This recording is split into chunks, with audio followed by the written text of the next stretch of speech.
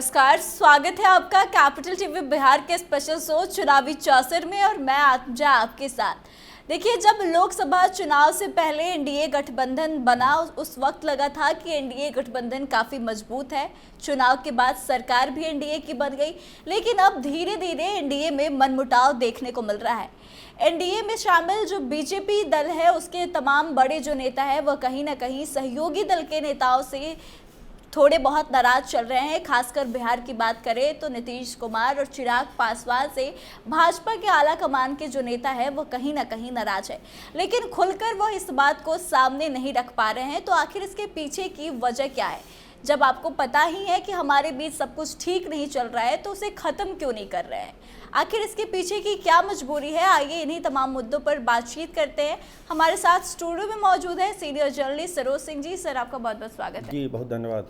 Sir, जब NDA में रिश्तों में जब खटास आ ही गई है तो आखिर इसको ख़त्म क्यों नहीं किया जा रहा है कि ज़बरदस्ती खींच कर चलाया जा रहा है? देखिए, रिश्ता बहुत मुश्किल से बनता है, टूटने में तो समय लगता नहीं, आप जानती हैं आत्मजा जी इस बात को। तो रिश्ता जो बना है एनडीए का, सहयोगी दलों का जो साथ मिला है और जिस तरह से जो समीकरण है लोकसभा का, जिस तरह से चिराग के सांसद और जनता दल यूनाइटेड के सांसद नरेंद्र मोदी सरकार को मजबूती प्रदान करते हैं, मजबूती कहिए कि बहुमत प्रदान करते हैं, उसमें कोई नहीं चाहता, खासकर भाजपा नहीं चाहती है कि तालमेल टूटे। लेकिन हर दल की अपनी मजबूरी है, चिराग पासवान की भी मजबूरी है, नीतीश कुमार की भी मजबूरी है। हर पार्टियां अपना विस्तार चाहती है, हर पार्टियां चाहती है कि ज़्यादा से ज़्यादा वो विधानसभा का सीट लड़े, ज़्यादा से ज़्यादा पद उसको मिले। तो डिफरेंसेस इसी मुद्दे पर है, ऐसा नहीं है कि सब चीज़ यूं ही हो रहा है। आप कह सकती हैं कि कुछ वैचारिक मतभेद हैं पार्टियों के बीच में, चाहे वो चिराग पासवान की पार्टी हो, जेडीयू की पार्टी हो और बीजेपी पार्टी हो, लेकिन पहली प्राथमिकता बीजेपी की है कि तमाम चीज़ों को सॉर्ट आउट करें और सरकार बिहार में भी और दिल्ली में भी स्मूथली चले। सर, जैसे कि एनडीए की सरकार है और जदयू और लोजपा सहयोगी दल है, तो नीतीश कुमार तो वक्फ संशोधन पर ही अपनी विचारधारा अलग रखते हुए नजर आ रहे हैं, लेकिन चिराग पासवान लैटरल एंट्री का मामला हो या फिर SC/ST आरक्षण का मामला हो, हर मुद्दे पर अलग बयानबाजियां कर रहे हैं। तो क्या ये गठबंधन धर्म का पालन हो रहा है? देखिए, अभी हमने कहा ना आपको आत्मजा जी कि गठबंधन ठीक है, अपनी जगह पर है, पार्टियों का विस्तार अपनी जगह पर है। आप जिस वक्फ संशोधन बिल की बात कर रहे हैं उसमें फैक्टर क्या है? मुस्लिम वोट। बीजेपी भी अपना वोट बैंक देख रही है, चिराग भी देख रहे हैं और नीतीश कुमार भी अपना वोट देख रहे हैं।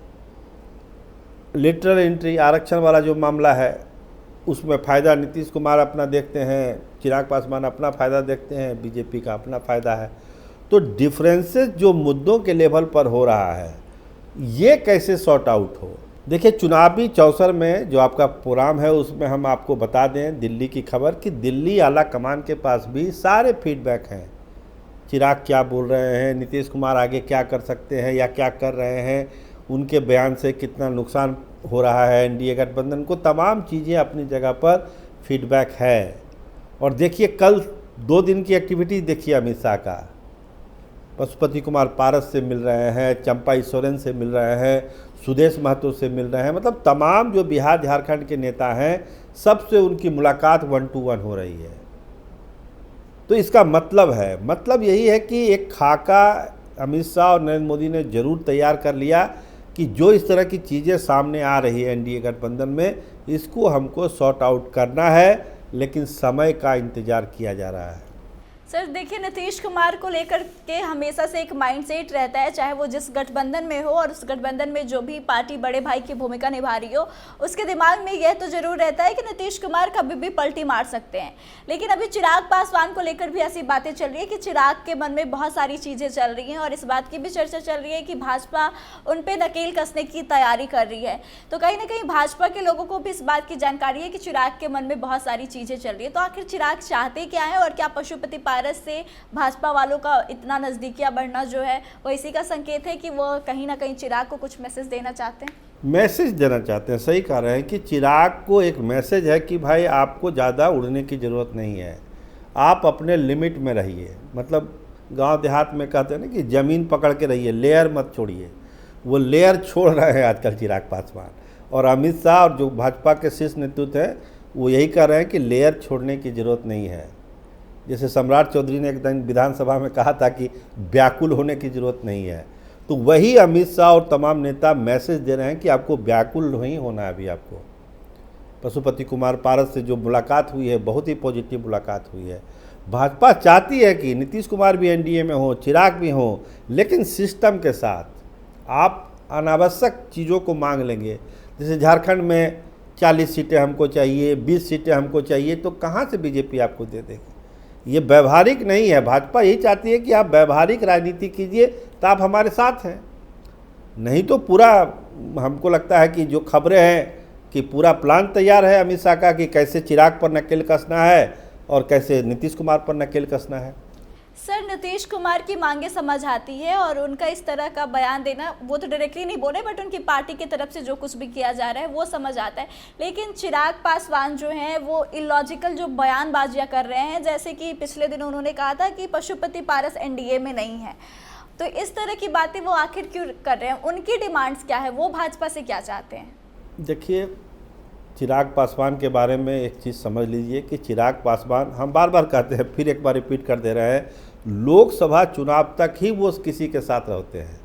चाहे वो एनडीए के गठबंधन से चुनाव लड़े, महागठबंधन से चले, वो किसी भी शर्त पर चुनाव लड़ सकते थे। 5 की जगह उनको अगर 2 सीट भी अगर बीजेपी देती तो भी वो चुनाव लड़ते एनडीए के साथ। लेकिन जैसे ही ये चुनाव ख़त्म हो जाता है, वो सांसद होकर दिल्ली चले जाते हैं, उसके बाद वो सारे प्रयोग शुरू कर देते हैं। अभी झारखंड में अभी 40 सीट, अभी देखिए कुछ दिन के बाद बिहार में वो मांगना शुरू कर देंगे।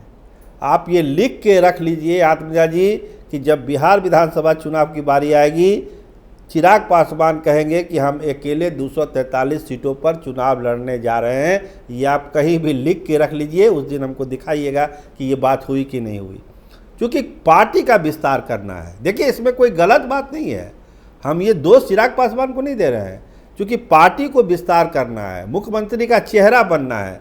तो आप 2 सीट 5 सीट लड़के तो आप नहीं बन सकते हैं, आपको तो लड़ाई लड़नी पड़ेगी। तो उसकी भूमिका जो तैयार करना है, वो भूमिका वो तैयार करने लगते हैं। आप उसको गलत रूप में लीजिए, सही रूप में लीजिए, उनकी पॉलिटिक्स है। पहला होता है ना कि अपना घर सुरक्षित कर लिए, फिर प्रयोग अपना करना शुरू कर दिए। वही चिराग पासवान की पॉलिटिक्स है। 2020 में भी यही देखा गया, फिर अभी वही देखा जा रहा है।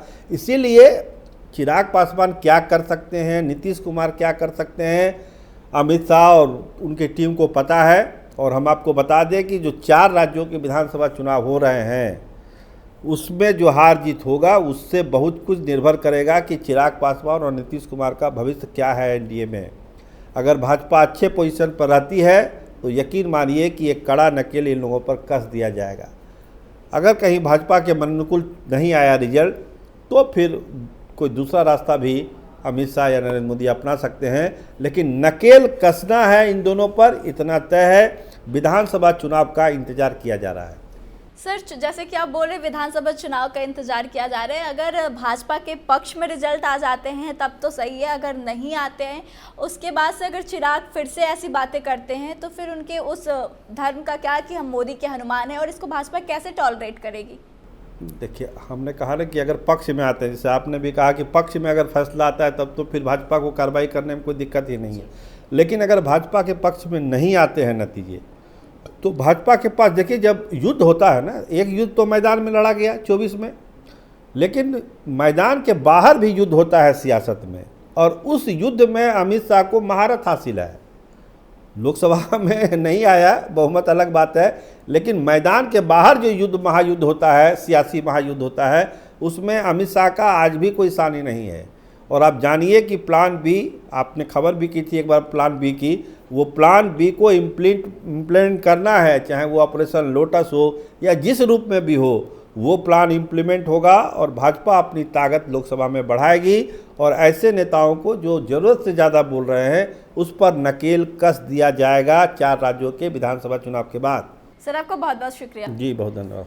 तो देखिए, एनडीए में कुछ भी ठीक नहीं चल रहा है। कहीं ना कहीं भाजपा के शीर्ष नेतृत्व को इस बात का अंदाजा तो है कि नीतीश कुमार और चिराग पासवान अपनी मनमानी करना चाह रहे हैं, लेकिन आखिर भाजपा चुप क्यों है? तो इसका जवाब आपको बता दें कि 4 राज्यों में विधानसभा का चुनाव होने वाला है और भाजपा इस इंतजार में है कि उसके परिणाम को एक बार देख ले, इवेल्युएट कर ले कि उनकी क्या स्थिति है बाकी राज्यों में, और उसके बाद आगे चिराग पासवान और नीतीश कुमार के साथ क्या करना है, आगे इस पर भाजपा विचार करेगी। तो आपको क्या लगता है, क्या वाकई में नीतीश और चिराग पासवान पर भाजपा की नाराजगी है और आने वाले समय में भाजपा इन पर नकेल कसने वाली है? तो आप कमेंट करके अपनी राय जरूर बताएं, वीडियो को शेयर करें और आगे की तमाम अपडेट्स के लिए देखते रहे कैपिटल टीवी बिहार। धन्यवाद।